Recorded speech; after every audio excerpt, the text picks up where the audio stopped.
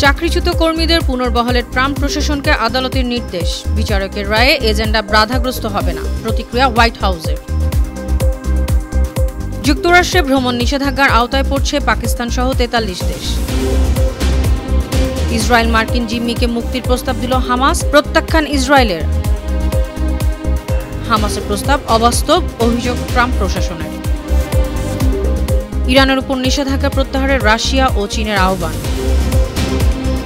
দক্ষিণ কোরিয়ার আকাশসীমার কাছাকাছি রুশ যুদ্ধ বিমান। ট্রাম্পের অনুরোধে ইউক্রেনের সেনাদের আত্মসমর্পণের আহ্বান পুতিনের।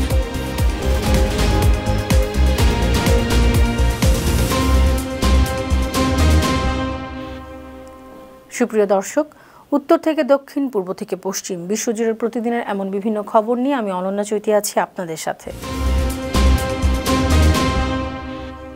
চাকরিচ্যুত হাজারো ফেডারেল কর্মীকে পুনর্বহাল করতে প্রেসিডেন্ট ডোনাল্ড ট্রাম্পের প্রশাসনকে নির্দেশ দিয়েছেন যুক্তরাষ্ট্রের 2 ফেডারেল আদালত। স্থানীয় সময় বৃহস্পতিবার যুক্তরাষ্ট্রের ক্যালিফোর্নিয়া ও মেরিল্যান্ডের ফেডারেল বিচারকরা এই নির্দেশ দেন। যুক্তরাষ্ট্রের 19টি সংস্থায় 24,000 প্রবেশনারি কর্মীকে বাদ দেওয়া হয়েছিল। বাল্টিমোরের ফেডারেল ডিস্ট্রিক্ট আদালতের বিচারক জেমস ব্রেডার 20টি ডেমোক্র্যাট নেতৃত্বাধীন রাজ্যের পক্ষে রায় দেন। রায় বলা হয়েছে, গণহারে প্রবেশনারি কর্মীদের বরখাস্ত করে 18টি সংস্থা ফেডারেল কর্মীদের ছাঁটাই সম্পর্কিত নিয়ম লঙ্ঘন করেছে। অন্যদিকে ক্যালিফোর্নিয়ার একটি ফেডারেল ডিস্ট্রিক্ট আদালত প্রতিরক্ষা মন্ত্রণালয় সহ 6টি সংস্থার প্রবেশনারি কর্মীদের পুনর্বহালের নির্দেশ দিয়েছেন। এদিকে চাকরিচ্যুত কর্মীদের পুনর্বহাল করতে আদালতের আদেশের বিরুদ্ধে কঠোর প্রতিক্রিয়া জানিয়েছে হোয়াইট হাউস। ব্রিটিশ বার্তা সংস্থা রয়টার্সের প্রতিবেদনে বলা হয়, হোয়াইট হাউসের প্রেস সচিব ক্যারোলিন লেভিট বিবৃতি দিয়েছেন। বিবৃতিতে বলা হয়, প্রেসিডেন্টের পুরো নির্বাহী শাখার ক্ষমতা প্রয়োগের অধিকার রয়েছে। জেলা আদালতের বিচারক এই ক্ষমতা অপব্যবহার করে প্রেসিডেন্টের এজেন্ডা বাধাগ্রস্ত করতে পারেন না। প্রেসিডেন্ট ডোনাল্ড ট্রাম্প দ্বিতীয় মেয়াদে ক্ষমতায় বসেই সরকারি বিভিন্ন সংস্থা ব্যাপক ছাঁটাই শুরু করেন। ট্রাম্পের উপদেষ্টা এলন মাস্ক এই ছাঁটাই কর্মকাণ্ডের নেতৃত্ব দিচ্ছেন। সেই ধারাবাহিকতায় চলতি বছরের জানুয়ারি ও ফেব্রুয়ারি মাসে 24,000 কর্মীকে বরখাস্ত করা হয়েছে।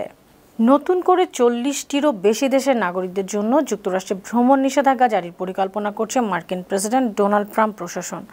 নিউ ইয়র্ক টাইমসের খবরে বলা হয়, নাম প্রকাশ না করার শর্তে একজন মার্কিন কর্মকর্তা বলেছেন, নতুন ভিসা নিষেধাজ্ঞার আওতায় পড়তে পারে 43টি দেশ। খসড়া তালিকা প্রস্তুত করা হয়েছে। দেশগুলোকে লাল, কমলা ও হলুদ এ 3টি ধাপে ভাগ করা হয়েছে। লাল তালিকার মানে হলো এসব দেশের নাগরিকরা কোনোভাবেই যুক্তরাষ্ট্রে ঢুকতে পারবেন না, তারা পুরোপুরি ভিসা নিষেধাজ্ঞাভুক্ত হবেন। এই দেশগুলো হলো আফগানিস্তান, ভুটান, কিউবা, ইরান সহ 11টি দেশ। ভিসা দেওয়ার ক্ষেত্রে কড়াকড়ি থাকা কমলা তালিকায় রয়েছে রাশিয়া, বেলারুশ, পাকিস্তান সহ 10 দেশ। এছাড়া মালি, মৌরিতানিয়া সহ 22টি দেশ রয়েছে হলুদ তালিকায়। গাজার যুদ্ধবিরতির পরবর্তী পর্যায়ে আলোচনা শুরু হলে জিম্মি মার্কিন ইসরায়েলি নাগরিককে মুক্তি দিবে ফিলিস্তিনি স্বাধীনতাকামী সশস্ত্র সংগঠন হামাস। গেল শুক্রবার এ তথ্য জানিয়েছে যুক্তরাজ্য ভিত্তিক সংবাদ মাধ্যম মিডল ইস্ট মনিটর। হামাস জানিয়েছে, তারা নিউ জার্সির বাসিন্দা 21 বছর বয়সী এডান আলেকজান্ডারকে মুক্তি দেওয়ার প্রস্তাব দিয়েছে। তিনি ইসরায়েলি সেনাবাহিনীর একজন সৈনিক। চলতি মাসের শুরুতে যুক্তরাষ্ট্রের মধ্যপ্রাচ্য বিষয়ক বিশেষ দূত স্টিভ উইটকফ বলেছিলেন, আলেকজান্ডারের মুক্তি সর্বোচ্চ অগ্রাধিকার পাবে। সম্প্রতি মার্কিন জিম্মি বিষয়ক দূত অ্যাডাম বহলার আলেকজান্ডারের মুক্তির জন্য হামাস নেতাদের সঙ্গে দেখা করেছেন। এদিকে মার্কিন নাগরিককে মুক্তি দেওয়ার প্রস্তাব প্রত্যাখ্যান করেছে ইসরায়েল। ইসরায়েলের প্রধানমন্ত্রী বেনিয়ামিন নেতানিয়াহুর কার্যালয় আলেকজান্ডারের মুক্তির প্রস্তাবকে কারচুপি এবং মনস্তাত্ত্বিক যুদ্ধ বলে অভিহিত করেছে। কাতার ভিত্তিক সংবাদ মাধ্যম আল জাজিরা জানিয়েছে, মার্কিন যুক্তরাষ্ট্রের মধ্যপ্রাচ্য বিষয়ক বিশেষ দূত স্টিভ উইটকফের প্রস্তাব ইসরায়েল গ্রহণ করেছে, কিন্তু হামাস এটির অস্বীকৃতিতে অটল। তারা 1 মিলিমিটারও পিছপা হয়নি। ইসরায়েলের প্রধানমন্ত্রীর কার্যালয় আরও জানিয়েছে, প্রধানমন্ত্রী বেনিয়ামিন নেতানিয়াহু শনিবার রাতে মন্ত্রিসভার বৈঠকে পরিস্থিতি নিয়ে আলোচনা করবেন, পরবর্তী সিদ্ধান্ত নেবেন। অন্যদিকে মার্কিন জিম্মির মুক্তি নিয়ে হামাসের প্রস্তাবকে পুরোপুরি অবাস্তব বলে দাবি করেছে হোয়াইট হাউস। গাজায় যুদ্ধবিরতির মেয়াদ বাড়াতে মার্কিন নাগরিককে জিম্মির কারণে ফিলিস্তিনি এই সংগঠনটিকে অভিযুক্ত করেছে আমেরিকা। মার্কিন জাতীয় নিরাপত্তা পরিষদ কার্যালয় জানিয়েছে, সময় তাদের পক্ষে ভেবে হামাস খুব খারাপভাবে বাজি ধরছে। তাদের জানা উচিত সময়সীমা পার হয়ে গেলে আমেরিকানরা প্রতিক্রিয়া জানাবে। ইরানের বিরুদ্ধে নিষেধাজ্ঞা প্রত্যাহারের আহ্বান জানিয়েছেন রাশিয়া ও চীন। গেল শুক্রবার চীনের রাজধানী বেইজিংয়ে উচ্চ পর্যায়ের বৈঠকের পর রাশিয়া ও চীন যৌথ বিবৃতিতে আহ্বান জানায়। আলোচনায় চীন, রাশিয়া ও ইরানের কূটনীতিকরা তেহরানের পারমাণবিক কর্মসূচি ইস্যুতে মত বিনিময় করেন। বৈঠকে চীনের উপপররাষ্ট্রমন্ত্রী মা ঝাওসু, ইরানের উপপররাষ্ট্রমন্ত্রী কাজেম গারিবাবাদি ও রুশ উপপররাষ্ট্রমন্ত্রী সের্গেই রিয়াবকভ অংশ নেন।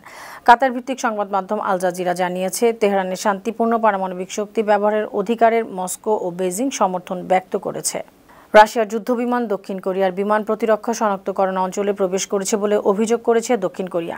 দেশটির সামরিক বাহিনী জানিয়েছে, শনিবার কয়েকটি যুদ্ধবিমান দক্ষিণ কোরিয়ার আকাশসীমার কাছাকাছি প্রবেশ করে, তবে আকাশসীমা লঙ্ঘন করেনি। তবু বিষয়টি গুরুত্বের সঙ্গে পর্যবেক্ষণ করা হচ্ছে।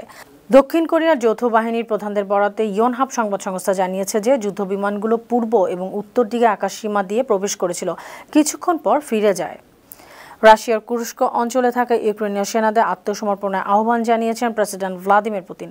হাজার হাজার ইউক্রেনীয় সেনার জীবন বাঁচাতে মার্কিন প্রেসিডেন্ট ডোনাল্ড ট্রাম্পের অনুরোধের পরই তিনি আহ্বান জানান। রুশ সংবাদ মাধ্যম মস্কো টাইমসের প্রতিবেদনে বলা হয়, পুতিন বলেছে, যারা অস্ত্র ফেলে আত্মসমর্পণ করবেন তাদের জীবনের নিশ্চয়তা দেওয়া হবে, তাদের সঙ্গে মর্যাদাপূর্ণ আচরণ করা হবে। টেলিভিশন ভাষণে পুতিন আরও জানান, তারা মার্কিন প্রেসিডেন্ট ট্রাম্পের বিবৃতি পর্যালোচনা করেছেন। রাশিয়া ট্রাম্পের আহ্বানের প্রতি সহানুভূতিশীল। সুপ্রিয় দর্শক, এই ছিল আজকের বিশ্বজুড়ে প্রতিদিন এমন আরও নানা খবর নিয়ে আগামীকাল আবার আপনাদের সামনে হাজির হব। আপনাদের মন্তব্য, পরামর্শ আমাদের আয়োজনকে আরও প্রাণবন্ত ও সৃজনশীল করে তুলতে পারে। সে পর্যন্ত ভালো থাকুন, সুস্থ থাকুন, বানু টিভির সঙ্গেই থাকুন। আল্লাহ হাফিজ।